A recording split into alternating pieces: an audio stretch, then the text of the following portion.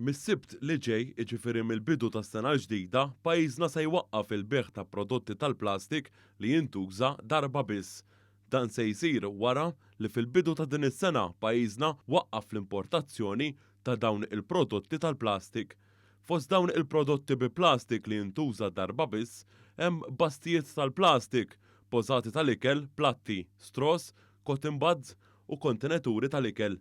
Ftit qabel ma tidħol fis-seħħ din il-miżura, One News kellem mal-Ministru għall-Ambjent Aron Farrugia li qal kif pajjiżna se jkun minn tal-ewwel fid-dinja li jdaħħal din il-miżura.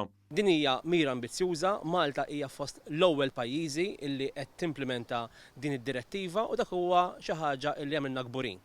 Għaliex il-plastik fil-bajjiet tagħna, speċjalment is-single use plastic, għamel ħafna ħsara fis-snin li għaddew, mhux biss l-ekosistema tagħna, mhux biss l-ambjent u s-saħħa ta' madwarna, imma wkoll it-turiżmu u anki allura l-ekonomija ta' madwarna. Il-Ministru qal ukoll kif minn April tas-sena d-dieħla permezz ta' investiment mill-privat se tidħol fis-seħħ il-magna li permezz tagħha wieħed jista' jirriċikla l-fliexken u jingħata l-flus. Dan il-proġett se jwassal biex il-plastik li nużaw ta' kuljum permezz tal-fliexken tax-xorb jiġi riċiklat. L-għan huwa sal-aħħar tas-sena jinġabru 70% ta' dak li jitpoġġa fis-suq. Hija mira ambizzjuża, hija importanti biex nilħu wkoll l-element ta' urrati ta' recyclables li Malta titilħaq fi żmien li ġej.